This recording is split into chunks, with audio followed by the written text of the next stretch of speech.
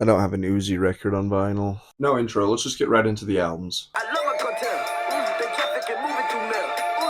The sound of Purple Thought's Volume 1 isn't that bad. Honestly, it sounds like a kid that's auditioning to be a part of the Migos. But it's just so amateurish, complete with Navi on the beat.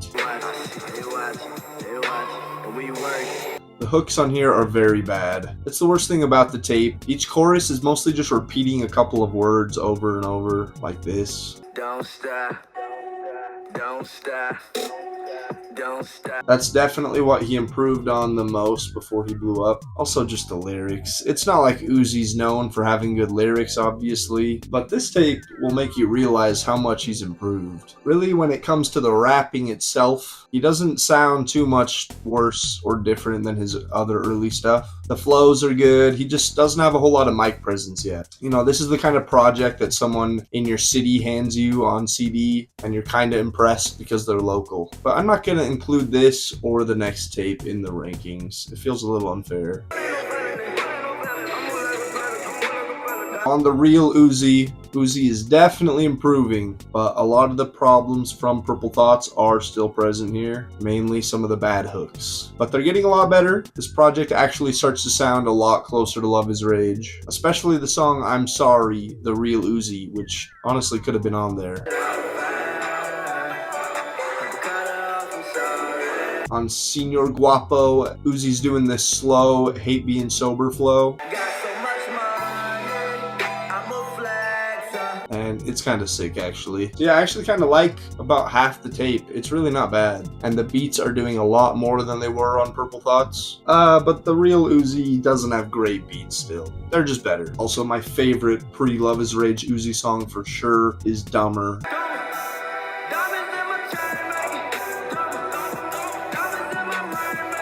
And the main thing here is Uzi still just doesn't have that presence yet. There's something about Luv Is Rage where he all of a sudden sounds so much larger than life. It's like Lil Uzi Vert the person finally evolved into Lil Uzi Vert the rapper or character. So no surprise, Luv Is Rage is still great. Safe House is Uzi's sickest intro.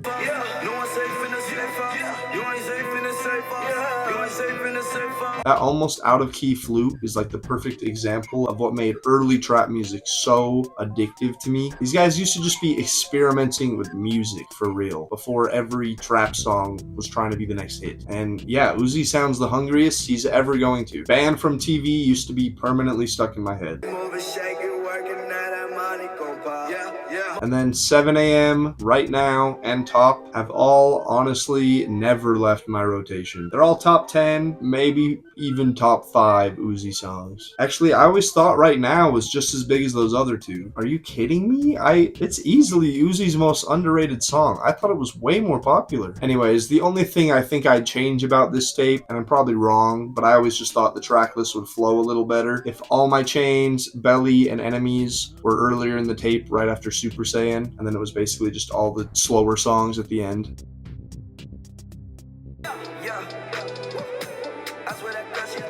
I definitely remember liking Canadian Goose, the intro to Lil Uzi Vert vs. the World back in the day.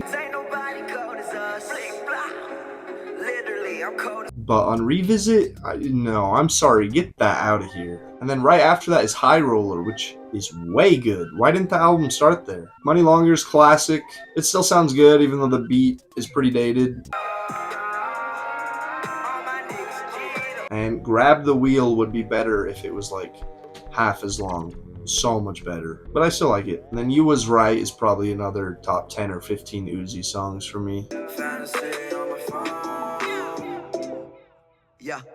I don't like the next 4 songs, P's and Q's especially. I remember liking that song when I was younger. I don't know how anymore.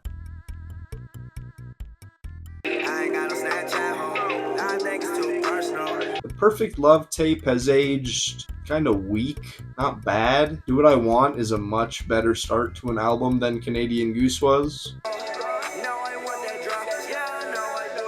But the song right after, of course, We Ghetto Flowers with Playboi Carti and Offset, has always been so disappointing to me. That collab should be so much better. It's still alright, but then that's just kind of how the rest of the album goes. It's just alright. It's super listenable, but there's no standouts, except Sideline Watching,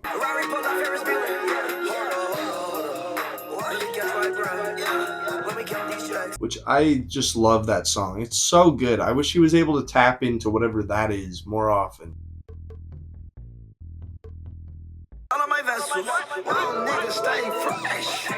1017 vs. The World is Lil Uzi Vert's Gucci Mane collab album, and I've always thought it was super underrated. The only part of the album I don't like is the terrible hook on Blonde Bridget. It's just Gucci Mane going over and over. It's bad, but I'm not gonna lie. You get kind of used to Gucci Mane doing that, and it becomes a little easy to ignore when you've gone through dozens of his projects like I have. The verses on the song are still fire, and all the other 6 songs on the album are also very, very good, especially the intro and outro. Change My Phone is fire. I love that beat. And same with the outro, Secure the Bag, which samples Monkey Ball.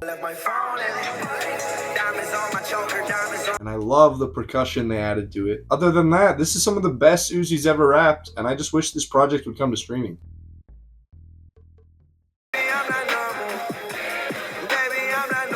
So, Luv Is Rage 1.5 is obviously where EXO Tour Life comes from, which might be Uzi's greatest song ever. Of course, that's debatable, but EXO Tour Life is pretty undeniably good. I vividly remember listening to all 4 songs with my friends the night it dropped, and I have this awful quality video from when I saw him almost exactly 3 months after that on May 24th.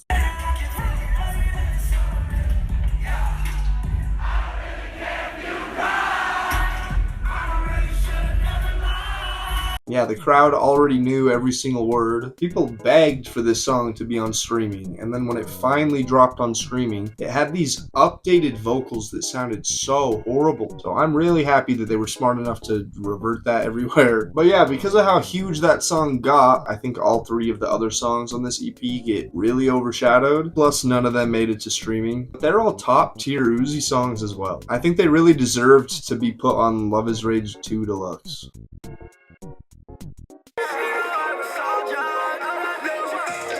And yeah, speaking of Luv Is Rage 2, I haven't really listened to this album all the way through since probably 2018. God, it's just great. I remembered it enough to know it was going to rank pretty close to the top of the list, but seriously, I forgot it was this good. I don't know if it's just aged really well or if it is better than I remember. The first 2 songs are just fire, so fire, and great at setting up the album, and then you go right into Sauce It Up, which is such an insane Uzi banger. And the beats on No Sleep Leak and For Real are just immaculate. Neon Guts, I think, is the main song on here that has aged really badly.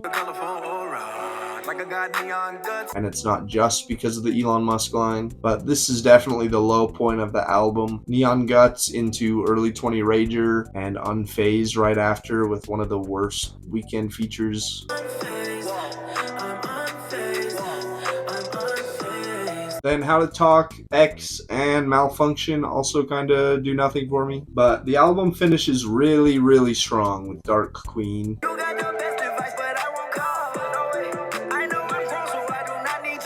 I also gotta say, it's just a tragedy that Mood wasn't put onto this album.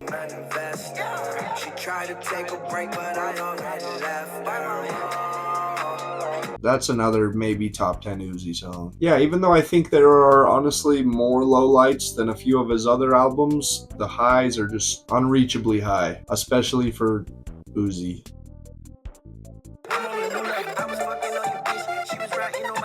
I really want Eternal Atake to be so much better than it is. It was one of the most hyped rap albums of this decade, right up there with Donda, Utopia, and Music, and this is such a beautiful album cover. I just wish the music sounded like it. Honestly, the cover's better than the album. There's only a few highlights for me. Bigger Than Life, which I don't remember at all, but that one's nice. And I like Chrome Heart Tags, and I think Prices is easily the best song on the album.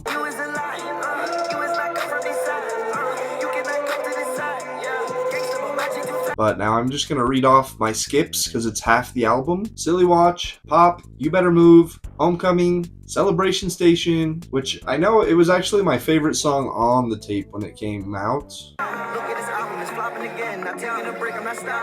I have no idea why anymore though. I don't know what I heard in that. I also don't like Urgency or Secure the Bag. Yeah, Uzi has 2 songs called Secure the Bag. One's great, one's awful. Well, actually, this one has an awesome beat, but I just hate what Uzi's doing on it.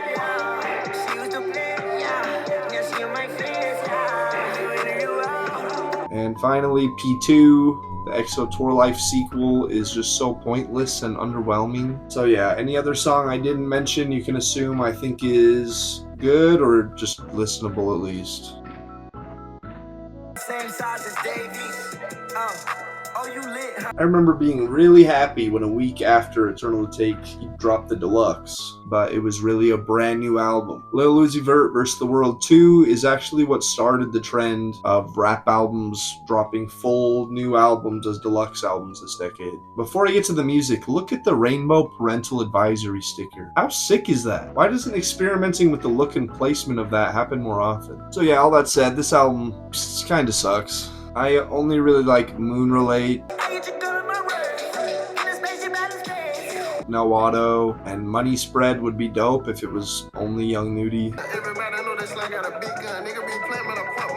Everything else is just alright at best. Like, the album's listenable, but nothing stands out except Lotus, which is awful.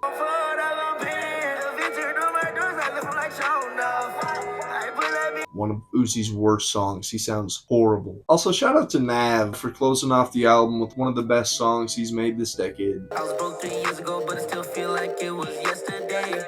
Running out of space, I got a lot of drip out. And sounding better than Uzi did most of the album.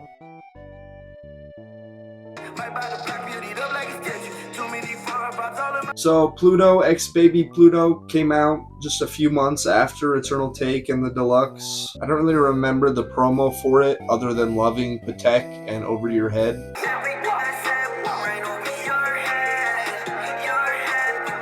which are still great songs to this day. But I do remember being excited and thinking it would probably be a really sick collab album. And yeah, I was very disappointed when it dropped. This album could have used a couple features or something maybe. I don't really know why so many rap collab albums end up so weak. Sleeping on the Floor has some of the worst ad-libs Future has ever done.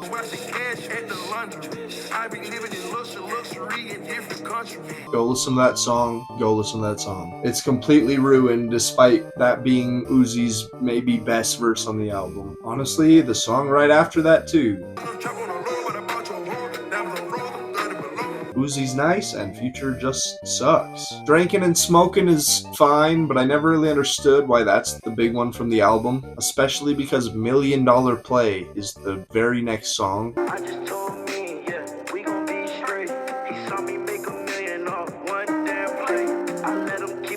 And that is the real banger of the album. That's it though. There's no other highlights or lowlights. It's all just songs. Uzi's solo song Lullaby is okay too, I guess. And I don't think any of the deluxe songs they added are crazy either, except the 2 singles that I already mentioned. I was hoping to re-listen to this album and then come get a talk about how underrated it is and how well it's aged, but I can't.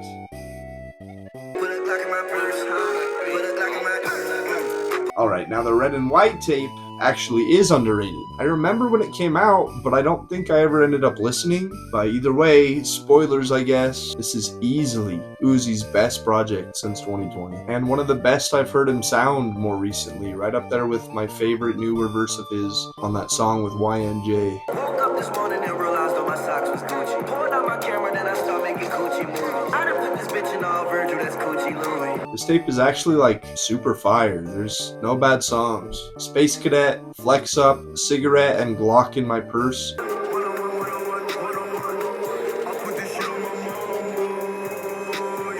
are especially so awesome, but I really like all the other songs too.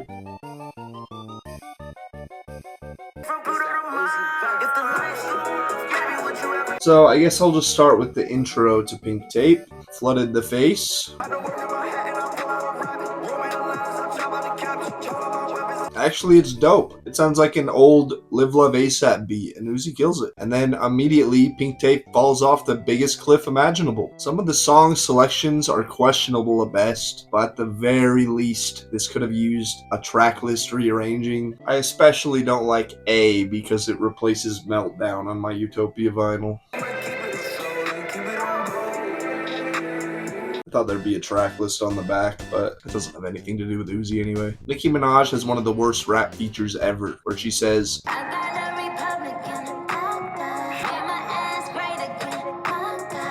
I'm sorry, I know she was really important, but how do people still call her the GOAT female rapper? She's like the female Eminem at this point. The middle of this album is so weird. It's such whiplash. I don't know. I'll admit, Pink Tape does sound a little better than when I first heard it, but it is still not good. There is a lot of trash on here, and most of the good stuff is still not memorable. The only song that I really like, and actually have since the album came out, is Rehab.